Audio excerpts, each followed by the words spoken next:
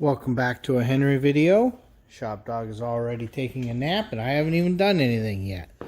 So, I think tonight we'll go ahead and get that speaker box mounted back up. That thing, oh, it spooks the crap out of me because it's so close in the back. I think he should pull it out and trim it down, but, you know, that's the interior guy's problem, not mine. So, deal with that. I want to kind of tidy up some of how the cabling goes.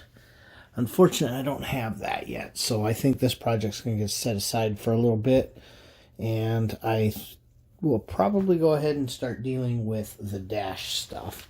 Try to get some of that sorted out. I'm pretty sure I have an ignition switch for this. It's been a while, and yes, that's not the real knobs and stuff. We need things to work. Just need to get things working. So after that, then I can start looking at remembering what I was doing here. You know, I know, you know, you look at that. That obviously had something to do with the fuel pump. You know, we were monkeying with stuff here. Yeah, that's going to be from the harness. So get all that sorted out. Probably not tonight. I do know the other thing. I hate drilling into the painted stuff, so I've been putting it off for a while, but I think tonight I should probably look at getting that guy mounted as well for the positive. If you recall, I know it's been a little while since the battery is going to be right there with everything going on. Normally I use the stud on a starter. You know, I don't know if you can't even see it down there.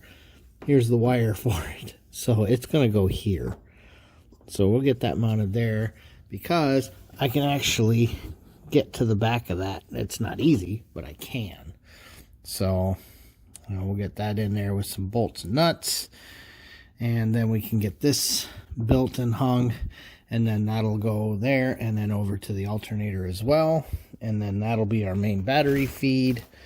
And,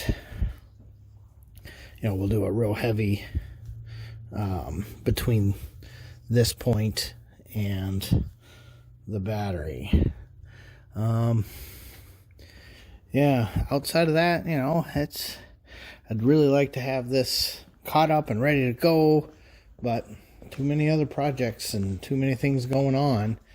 So honestly, for some reason in my mind, when I ordered all the AC stuff for the Impala, I honestly thought this would already be out of here, the 55 would be here, and the Impala would already have AC, because it's not been the year we thought it was going to be. Been a lot of family problems and a lot of health problems all around, and you know, it is what it is.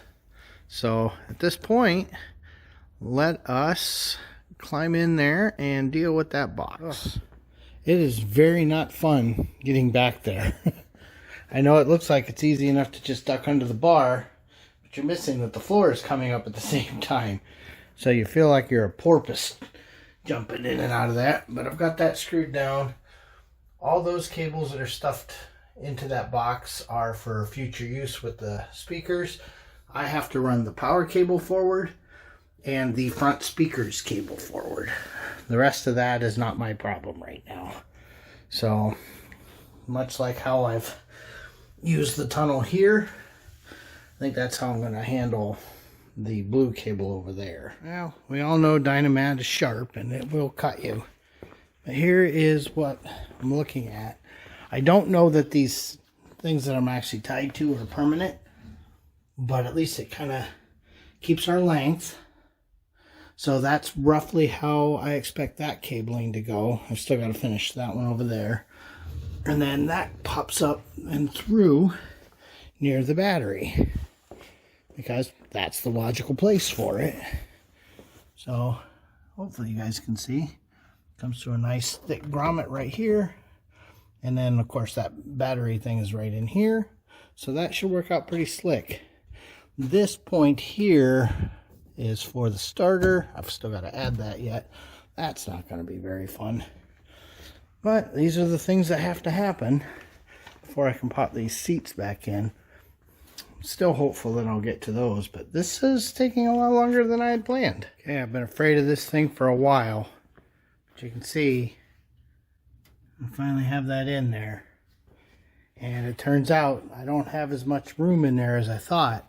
I had to place it very particularly because of where a duct runs right out of that heater. So getting your hand down in there isn't fun, but I found the spot across from this where those screws won't touch anything. So gotta do what you gotta do.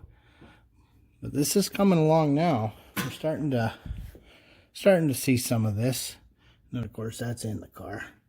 And at some point I am gonna have to put the zip ties on the ducts, but not yet. Don't know if I gotta move them yet. So, and now I think the next thing I'm gonna do is some weeding over here and reorganize what I had going on. It's been a little while since I've looked at it, so better just pull everything out and know what's what. Okay, you can see we still have a little snow yet.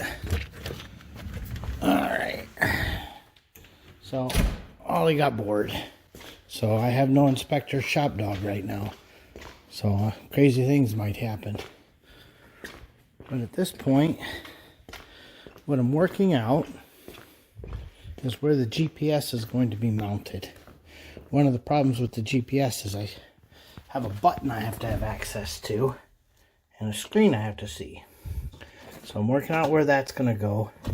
I've built its harness. That's real easy. It's just a BIM, ground, power, and clock. You know, those can come right off of the main box. So, you know, it needs to be something where if a seat's installed and the car's all ready and we're ready to finally line it up, I have access to that for calibration. So, I'm still looking. Okay, let's see how this is going to work. But that's where the GPS module is. I used 3M mounting tape, which I've used for things even outside and been dumbfounded at how strong it is. And you can see how I'll be able to route that up. And then I think I will use some Velcro up on that because I really don't want to put screws through it for mounting the box. So now I can, yeah, see, that's that 3M mounting tape. I'm going to go ahead and get all of this wired and probably just take a couple command strips for now and stick it up in there. Get the display cable, get all of that wired, because at some point I gotta crawl under there and install that, the Dakota dash itself, and I'm not looking forward to that. I seem to recall, even without a steering column or anything else in here, that isn't very fun. So the more I can get routed and done before I do that, I think the better. Okay, slowly getting this all sorted out. We still have the cable run for the Speedo, even though we're not going to be using it. And I think I'm just going to leave it in the car. You know, who knows if this is the future. So let's just leave the cable. It isn't hurting anything. It's already run. God, it's getting complicated up in here.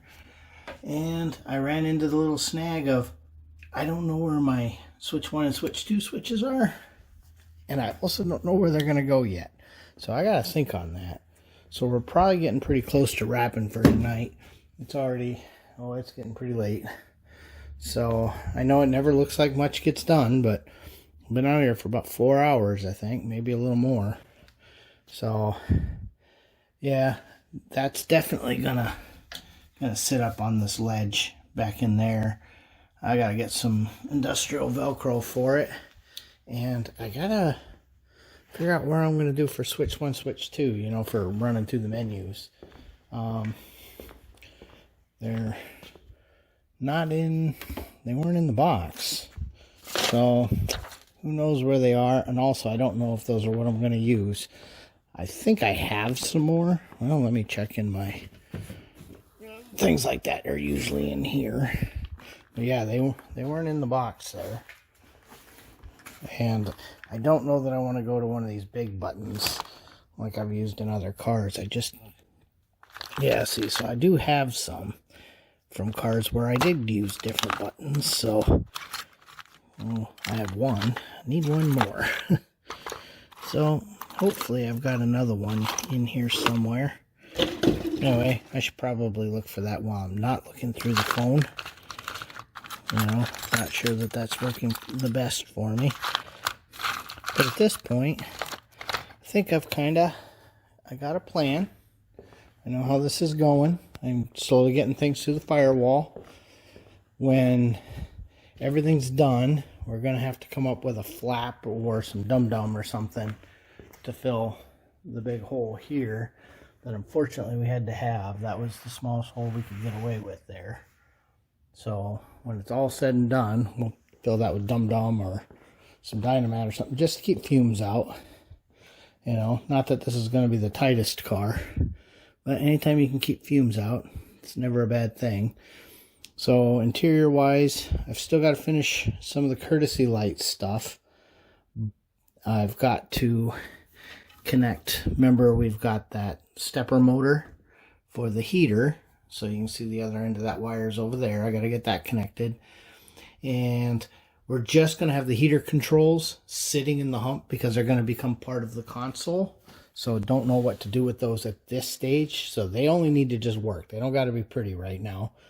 They just need to be to the console. You'll notice I've been running things to the middle. That's what I got to do. The other thing I've got to do soon, get the key set up before I put that in, I think. Or at least have the wiring done for it. And I've got to finish the wiring for the wipers. You can see they obviously don't reach. So I've got to do that yet. And give it its power. That should be, wiper feed right here. This big heavy brown one, that's the feed to the heater stuff.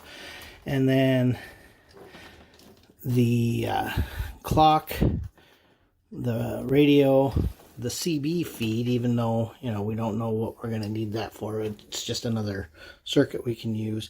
And I will add a good ground to a 4-pin connector and set that on top of the hump there. And that will be for when they do the stereo stuff. At least that'll all be routed nice and neatly. So, yeah, we're getting there. And then here is any power points or cigarette lighters. That's just going to run over to the hump as well. Obviously it's going to get extended, but I'm going to run that over so that we have that. I don't know what his vision for the console is, but I'm trying to give them all the options possible. The other thing I've got to do, of course, is run a fused ignition wire over for when I order the reverse light. And then this green wire here, well, not that one, it's under the dash, so here it is. This goes to the back right now for reverse, even though we're not using them. It's going to get tied into the mirror, and it's going to be tied to that switch. So in the future, if we ever have to add reverse, it's back there. We have it. Yeah. So they're really, I know it doesn't sound like a lot to finish up. And of course, I've got to find all the actual bezels and get all that sorted out. Right now, mostly just working on trying to get to a point where I can start testing subsystems like I've been doing in the Pontiac. Verifying things work. It's like, we already know the license plate flipper works. We already know that the blinkers work. We tested that before. Very interested in testing the starter circuit, testing to make sure the heater actually blows, making sure it actually runs the valve like it's supposed to, making sure the wipers work the way we expect them to, making sure I haven't built the light harness out front yet, but eventually making sure the lights work, making sure we can turn on the Dakota, and making sure the key actually does what we expect it to do. That'll be a fun harness to build. I've been using the top of the brake box as a wiring mounting point because I need wires to not get pinched. That's definitely something we don't want. And then when I come back out here, then I'll be able to work on dealing with all of this. Let's see, this is the power in for it. I'm sure I've got a note on this, but I'm pretty sure that had to do with triggering something for the fuel pump relay or something along that line. Yeah, so I'll have to go through my notes and remember what I had going on here. One thing that's nice is you can see everything's nicely labeled, so that's always kind of nice to have. Got a couple more of these I got to go through. I'm going to have to get the wiring down for the O2. So, yeah, there's a bit to do out here yet. Obviously, we got to get the fans wired in, and those are going to come straight from the battery, but they will be controlled by the Holly. You know, that's one of the nice things about those is we can run the fans. So I just wired that guy and the temp sensor for the Dakota, and the temp sensor for the Holly is already wired. Let's see, I'm trying to remember what all was going on out here. Pretty sure, yeah, so coil wire and ignition feed, those are going to have to come right here. See, there's a pin here and a pin here, and I do have those actual connectors. One's brown and one's white. If they're not in here, I've got them in my connector bin. But a lot of people use a spade connector, and it's not actually correct. You'll see there's some tabs in here, and then there's a key so that they can be inserted correctly. So luckily I do stock those. I have some of those, so we'll make these really nice that way. That's our main power into the car. I'm pretty sure these are the trigger wire and the ignition feed for the fuel pump relay that used to come from up here. So I got to get all that sorted out yet. Pretty sure I was planning to make a connector so that this would be up in here, because all of those are going to route around, because power is going to be from over here. So this harness is probably going to, the one that we're dealing with is probably going to come around this way. Going to have to build the light harness yet. That's this one here. So that'll be high beams, low beams, left, right, and park lights. Gonna have to look and see what we got. I know we got that. I don't see any turn signals anywhere. So I'm gonna have to, okay, there is one right there. So I'm gonna have to go through all that and figure that out. And the horn, I've got a horn feed in here. So we're definitely gonna want that. It's probably one of the more important things to have in a car nowadays. Can't trust people. So, yeah. I figure, a couple weeks and this will really come a long way, I think. We'll get Harlan over here at some point to kind of go over the lights. I seem to recall he had some aftermarket things that they're not the kind of thing I'm into. But as we all know, I like stock wheels and stock looks and stock interiors. So, yeah, pretty sure these are in an old video somewhere.